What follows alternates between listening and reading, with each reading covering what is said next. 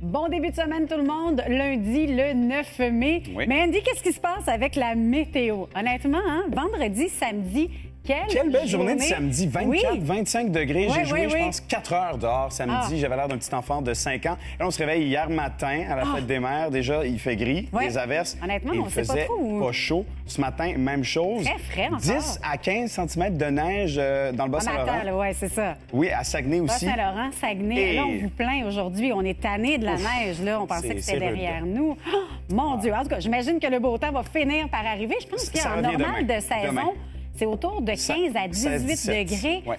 Ah, Seigneur. Bon, ça va venir. Ne perdons pas espoir. Maintenant, Andy, tu veux débuter ça avec une petite vidéo qui t'a bien fait sourire. Oui, bien, on est le lendemain de la Fête des Mères. D'ailleurs, bonne Fête des Mères, Lisa Marie. Et je pense qu'il y a ce papa qui voulait rendre service et honorer sa femme, la maman de la famille, en disant « Aujourd'hui, chérie, tu ne fais aucune corvée, aucune tâche ménagère. Donc, je m'occupe de la cuisine, je m'occupe du ménage et je m'occupe de peigner notre fille. » Par contre, on sait que... Oh boy! Ça peut être difficile de peigner sa fille, surtout les enfants noirs, les cheveux crépus, les cheveux vraiment frisottis comme ça, frisés. Ça donne un beau... Ça ressemble à un troll. Elle ressemble à un beau petit troll. Papa qui a eu beaucoup de misère à peigner sa petite. Elle est si mignonne et elle n'a pas l'air de comprendre ce qui vient de se passer. Oh, mon Dieu! Grosse semaine d'actualité qui débute encore une fois. On va faire ensemble le tour de ce qui retient l'attention aujourd'hui.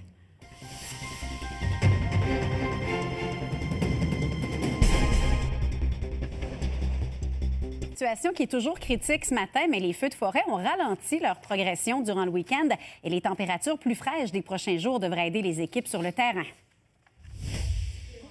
Du PQ, Véronique Yvon sera la première à se lancer dès cet après-midi. Alexandre Cloutier et Martine Ouellette devraient suivre rapidement. Hey Islanders, bienvenue en finale de l'Est au Lightning. Tampa Bay a éliminé New York en 5 matchs hier en vertu d'un blanchissage de 4-0.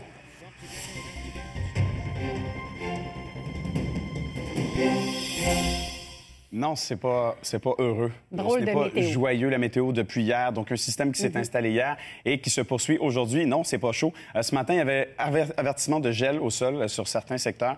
C'était 3 le minimum. Ce matin, on ira chercher un gros 9 degrés à Montréal. Tu l'as dit, il y a des averses de neige prévues, notamment à Québec. Il y aura de la neige ou de la pluie aujourd'hui. Par contre, bonne nouvelle, donc les normales de saison qui reviennent dès demain avec 17 degrés sur Montréal et ça se poursuit toute la semaine. Mais sinon, aujourd'hui, c'est encore pas très chaud. On a un petit 2 jours de parenthèse. Voilà. Honnêtement, là, Bas-Saint-Laurent et Saguenay aujourd'hui, 10 à 15 cm de neige. La neige on préfère être ailleurs. On vous invite à venir nous visiter aujourd'hui. Dans l'actualité maintenant, il y a pire quand même, parce que du côté de l'Alberta, évidemment, depuis un peu plus d'une semaine, là, on suit de près ce qui se passe là-bas avec les incendies de forêt à Fort McMurray notamment. Donc la situation qui est toujours critique au moment où l'on se parle, mais quand même, les feux de forêt qui ont ralenti leur progression durant la fin de semaine. Il y a la première ministre Rachel Notley qui se rendra d'ailleurs dans la région aujourd'hui pour évaluer les dégâts. Unless circumstances change, I intend to go to Fort McMurray tomorrow to join Mayor Melissa Blake and assess how we're doing and to discuss the work that needs to be done next in securing our city of Fort McMurray. Bon, évidemment, les besoins qui sont grands là-bas, mais quand même la semaine qui débute avec quelques nouvelles positives. Alors qu'on s'attendait au pire, là, il y a les températures plus fraîches qui sont prévues au cours des prochains jours qui devraient aider les équipes qui travaillent toujours très, très fort sur le terrain. Il y a plus de 500 pompiers, imaginez, qui sont sur place, sont assistés par des avions citernes et des hélicoptères. Jusqu'à maintenant, malgré l'effort de tous, le brasier qui a détruit plus de 1610 km², c'est plus de 3 fois la superficie de l'île de Montréal. Le dernier bilan qui fait toujours état de 1600 résidences détruites. Par contre, le centre-ville de Fort McMurray, l'hôpital et certaines écoles ont été épargnés. L'importante quantité de déchets radioactifs enterrés tout près de la ville est aussi à l'abri. Et pour ce qui est des 25 000 personnes qui se trouvaient au nord, elles ont tous pu être évacuées vers le sud en fin de semaine. Et les enfants de Fort McMurray pourront dès aujourd'hui intégrer de nouvelles écoles pour pouvoir terminer leur année scolaire, ce qui est fort important, évidemment. Par ailleurs, il y a plus de 36 000 foyers qui se sont déjà inscrits auprès de la Croix-Rouge pour obtenir de l'aide.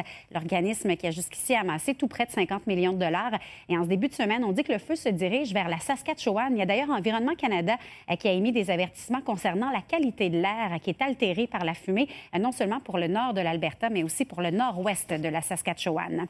On revient chez nous maintenant et vous le savez, ça bouge très, très rapidement pour ce qui est de la course à la succession du Parti québécois. D'ailleurs, Véronique Yvon qui doit annoncer dès cet après-midi qu'elle se lance dans la course. Ce sera la première à plonger officiellement. Alexandre Cloutier et Martine Ouellette devraient suivre rapidement. Pour ce qui est de l'ex-ministre des Finances, Nicolas Marceau, il affirme, lui, être toujours en réflexion. Le nouveau chef péquiste devrait être élu au plus tard le 15 octobre, selon ce qu'elle laissé entendre samedi le président du PQ, Raymond Archambault. D'ici là, c'est Sylvain Gaudreault qui assurera l'intérim. Et à Ottawa, maintenant, il y a l'opposition qui s'inquiète des courts délais qui sont accordés pour étudier le projet de loi sur l'aide médicale à mourir. Les députés conservateurs et néo-démocrates espèrent que l'étude du projet de loi C-14 ne sera pas précipitée et qu'elle sera faite de manière rigoureuse. Ils souhaitent aussi que le projet de loi soit suffisamment clair pour les personnes malades, mais aussi pour les professionnels de la santé et pour respecter les délais qui sont imposés par la Cour suprême du Canada. Le projet de loi doit être adopté d'ici le 6 juin. Au sport maintenant, les Amaris, match numéro 5 entre le Lightning et les Highlanders. Du côté du Lightning, on a un joueur, un Québécois qu'on connaît bien ici, Jonathan Drouin, qui lui devait être chez lui, sur son divan, avant d'être rappelé par le Lightning avant le début des séries. Et maintenant, il est un joueur indispensable, incroyable. Hier, il a terminé avec une passe dans la victoire. Il totalise maintenant 9 points en 10 matchs dans cette victoire sans appel de 4-0 du Lightning face aux Highlanders. Oui, les Highlanders sont éliminés en 5 matchs. Le gros défenseur Victor Edman a fait du bon boulot aussi. Il a enfilé 2 buts. Ben Bishop a effectué 28 arrêts. Donc, le Lightning qui atteint maintenant la finale de l'Est. Rappelons qu'ils avaient aussi sorti les Red Wings de Détroit en 5 matchs.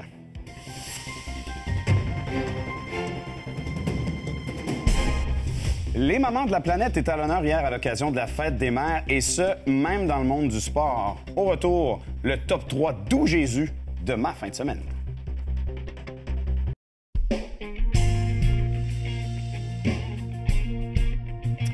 Oh là là là là, 40 de probabilité d'averse aujourd'hui, les Amaris. Non, c'est pas chaud. On est sous la barre des 10 degrés. C'est 9 comme maximum à Montréal. Par contre, on aura 16, on aura 17 et peut-être même 22 d'ici la fin de la semaine. Donc aujourd'hui, c'est des vents forts. Et il faut dire que ce matin, il y avait risque de gel sur certains secteurs. On parle de neige au Saguenay. Même chose aussi à Québec. Mais donc, les normales de saison qui reprennent dès demain.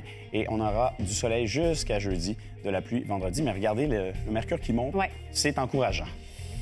Dans l'actualité maintenant, plusieurs incendies qui sont survenus au cours des dernières heures. On débute d'abord à Montréal. Il y a une trentaine de personnes donc, qui ont dû être évacuées un peu plus tôt ce matin après l'incendie d'un immeuble à logement dans le quartier Côte-Saint-Paul. Les flammes qui ont pris naissance vers 4 heures dans un des appartements qui est situé sur la rue Brisset. Heureusement, personne n'a été blessé. Les pompiers qui ne sont pas encore en mesure de confirmer la cause du brasier. À Châteauguay maintenant, il y a 5 personnes qui ont été incommodées par la fumée dans l'incendie d'une usine d'assemblage de plastique.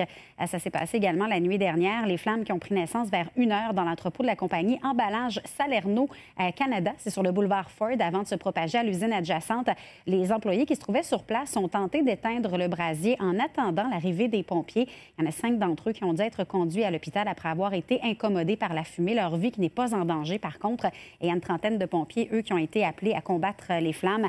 La cause du brasier n'est pas encore connue là non plus. Et puis un autre incendie qui, lui, a complètement détruit un ancien commerce de la rue Charlotte à Sorel-Tracy, en Montérégie. Les flammes qui ont pris naissance vers minuit 30 dans un bâtiment qui a déjà servi à la réparation de bateaux. Les dommages seraient importants et le commerce devra probablement être démoli. On ne connaît pas là non plus la cause du sinistre.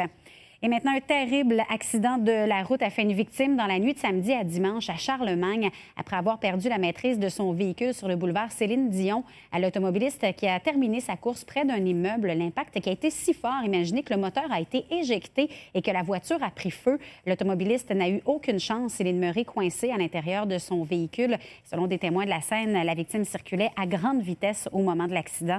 Il y a une enquête, évidemment, qui a été ouverte par les policiers de Repentigny. Et concernant ce vol d'abeilles important, Marie, il y a un deuxième suspect qui va finalement comparaître. Oui, comparution aujourd'hui au palais de justice de Victoriaville pour ce deuxième suspect concernant un vol d'abeilles survenu à Saint-Valère il y a un peu plus de 2 semaines. Yannick Beausoleil, 43 ans, a donc été arrêté vendredi à Joliette. Il s'agit du frère de Marco Beausoleil qui, lui, a été formellement accusé de vol et de recel dans ce même dossier la semaine dernière. Donc, les 2 hommes se seraient emparés de plus de 180 ruches appartenant aux entreprises Francis Labonté le 25 avril. La valeur du vol est estimée à 200 000 $ et entre-temps, il y a l'enquête qui se poursuit puisque les ruches qui comptent quelques 5,5 millions d'abeilles n'ont toujours pas été retrouvées. Et il semble que les crimes aient augmenté de 32 dans le métro de Montréal. Selon le Journal de Montréal, le nombre de voies de fait en est la cause principale. Les agressions sexuelles et les vols qualifiés qui sont aussi plus nombreux que lors des années précédentes, selon le rapport annuel du SPVM. La cohabitation avec les personnes itinérantes serait en partie responsable de l'augmentation de la criminalité. La plupart des incidents rapportés surviendraient le jour avant que les centres d'hébergement n'ouvrent leurs portes. Ces chiffres qui font donc de 2015 la pire année depuis 2011, même si de façon générale, les crimes contre la personne sont en diminution depuis les 8 dernières années.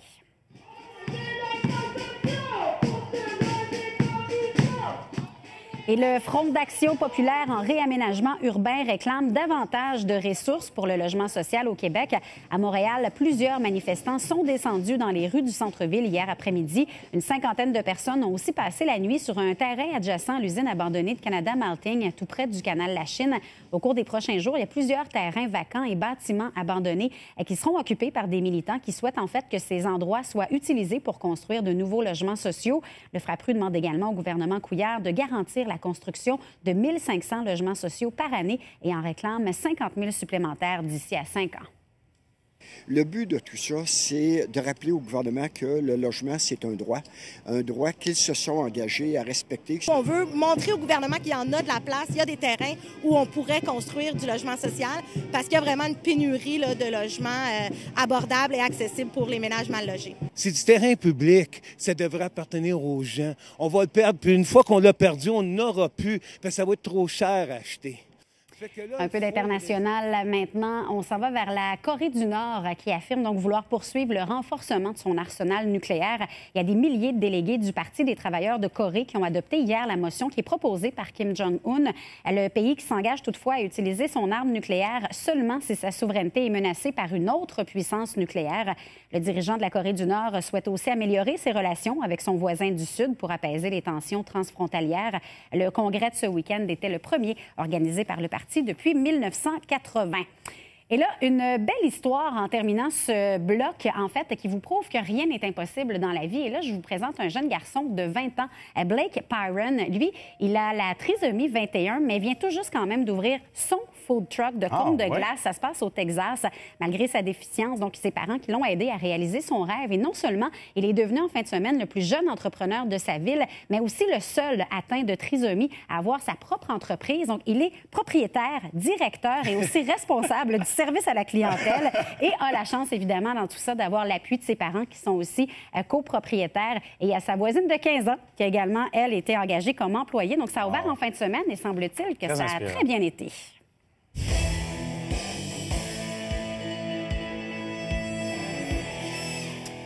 Maintenant, on fait un tour dans la Ligue nationale de hockey. Les Amarés, depuis la semaine passée, il y avait des rumeurs envoyant l'ancien entraîneur des Flames de Calgary, Bob Hartley, au sénateur d'Ottawa. En fait, on pensait que Bob pourrait peut-être remplacer Michel Therrien à Montréal. Non, ce ne sera pas Bob chez les sénateurs, mais un autre Québécois, Guy Boucher. Oui, ça a été confirmé hier. Il sera le nouvel entraîneur des sénateurs d'Ottawa pour les 3 prochaines années.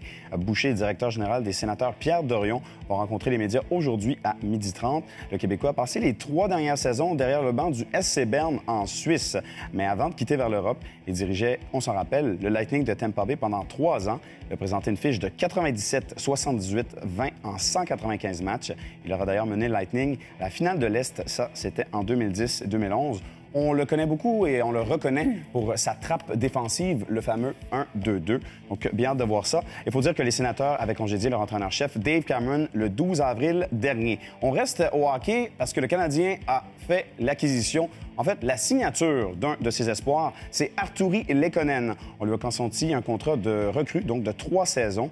Il avait été sélectionné par le Canadien, 55e au total lors du repêchage en 2013. Il est âgé de 20 ans. Il a disputé 49 matchs avec le Frölunda HC de la Ligue élite de Suède en 2015-2007.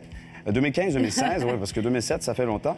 Il a ajouté quand même 11 buts et 8 aides en 16 matchs lors des séries. Et ça, c'est sans compter les 16 buts et 17 aides qu'il avait enfilés en saison régulière. Il a aussi représenté son pays au championnat du monde de hockey junior. Il a aidé la Finlande à gagner l'or en 2014. Il était le capitaine de l'équipe en 2015. Et là, on s'en va direction Shawinigan, au centre Gervais Auto, où les Huskies sont en feu. Écoute, les Huskies n'ont jamais gagné la Coupe du Président, mais sont actuellement en très bonne position pour aller jusqu'au bout. Hier, Rouyn-Noranda qui est devant 3-0 dans la série finale grâce à une victoire de 2-1. Anthony Beauvillier avait marqué. Chez les Huskies, c'est Antoine Waite qui a touché la cible en première période pour créer l'égalité 1-1. Et c'est A.J. Greer qui a marqué le but de la victoire. Donc, il y aura match numéro 4 demain, toujours à Shawinigan. Et là, ben, c'est lundi, traditionnel top 3. Qu'est-ce qui a retenu ton attention en fin de semaine? Les mamans. Les mamans, la fête des mères, spéciale fête des mères, partout. Et dans le sport aussi. Définitivement. Surtout dans le sport et surtout dans le baseball majeur, les Marie, tous les joueurs, tous les entraîneurs et tous les gérants d'équipe portaient du rose hier, bien sûr, pour la lutte contre le cancer du sein, mais surtout en l'honneur des mamans, parce que faut dire qu'il y a certains joueurs qui ont décidé de pimper, si tu me permets l'expression, leur équipement. On pouvait voir des fleurs sur certains chandails, des fleurs sur les souliers et même sur les bas de certains joueurs. Belle mention aux mamans. On se va dans le match Thunder contre Spurs. Parlant de maman, voici celle de Kevin Durant qui était complètement hystérique en regardant son fils hier. Il faut dire qu'il a marqué 41 points dans un match de série pour la première fois de sa carrière. Et oui, le Thunder qui l'a emporté, mais sa mère a failli faire une syncope à plusieurs reprises. Écoute, toujours debout, toujours en train d'encourager son fils, bien contente. Et Kevin Durant qui lui a dit « Non, c'est pas toi le meilleur joueur, c'est toi, maman. Merci d'avoir été là et merci de m'avoir élevé. » Et je termine, les Amaris, ça n'a aucun rapport avec les mamans. Ça se passe en Allemagne. Une équipe qui vient de gagner un championnat et décide d'arroser l'entraîneur. Mais l'entraîneur s'est blessé, crampe à la cuisse quand ils ont essayé de l'asperger de bière. C'était de toute beauté.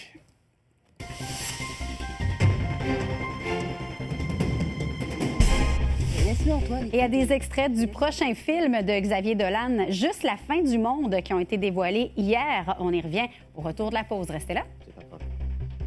Non, c'était une mauvaise idée.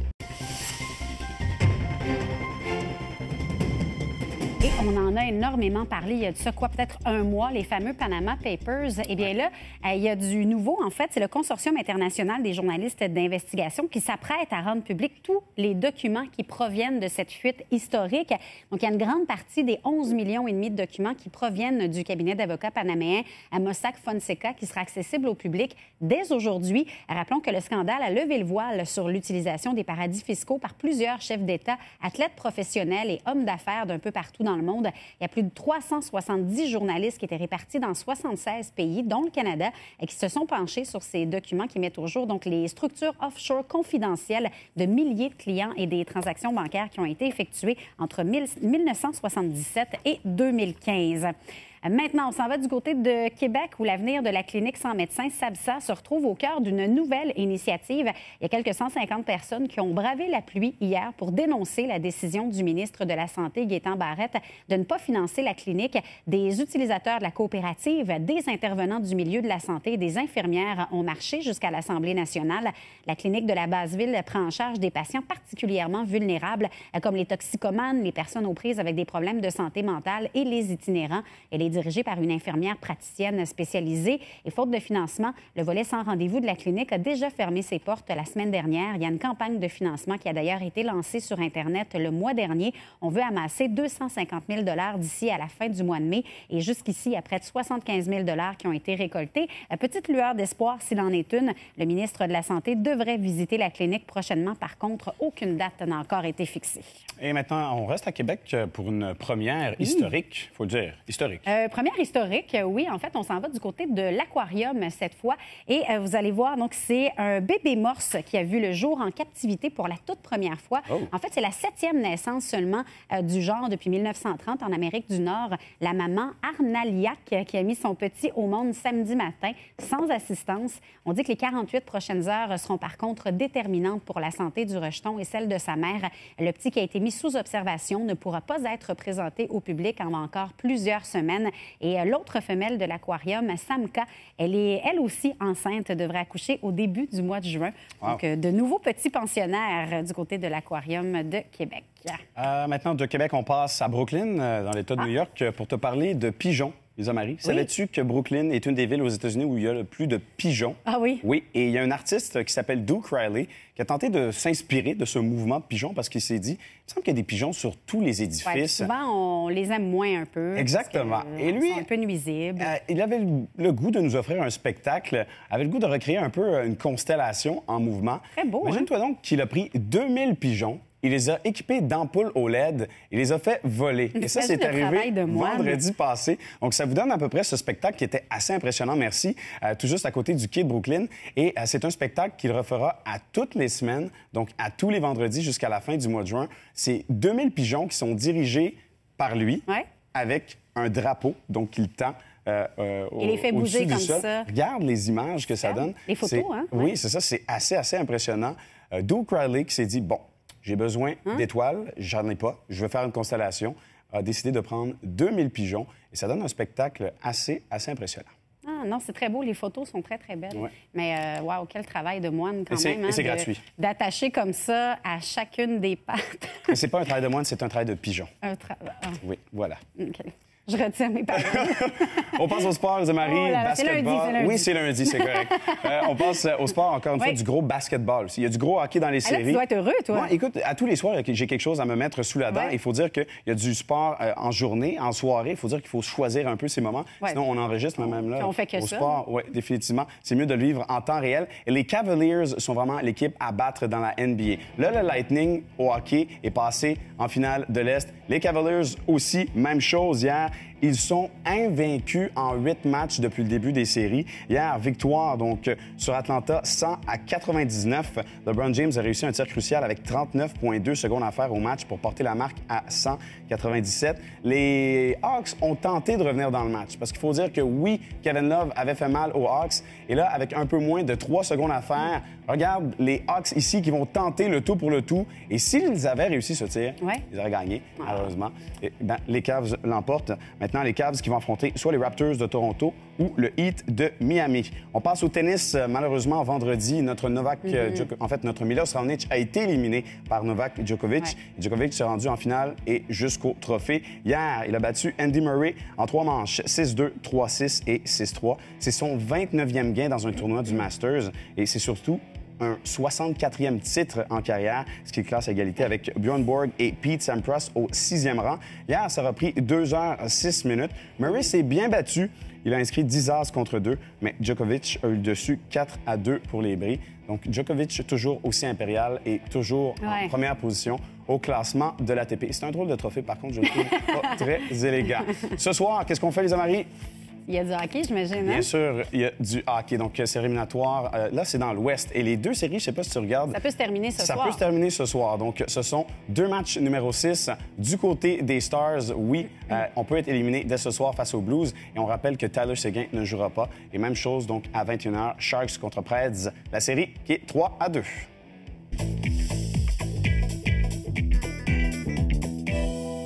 Pourquoi tu veux te retrouver là-bas? T'es bête ou quoi? Mais il est pas bête, écoute. Enfin, je veux dire, s'il a envie. T'es bête, toi, peut-être? De t'école? Et donc, ce sont des extraits du prochain film de Xavier Dolan qui ont été dévoilés hier, le 6e long-métrage du réalisateur qui met en vedette une belle brochette d'acteurs. Vous en voyez Marion Cotillard, Léa Seydoux, Vincent Cassel notamment, à Juste la fin du monde, qui est l'adaptation de la pièce de théâtre de Jean-Luc Lagarce qui raconte l'histoire d'un écrivain mourant qui revient à la maison après 12 ans d'absence pour annoncer à ses proches qu'il est gravement malade. Le film sera d'ailleurs en compétition au Festival de Cannes et sera à l'affiche le 21 septembre au Québec. Bonne journée tout le monde!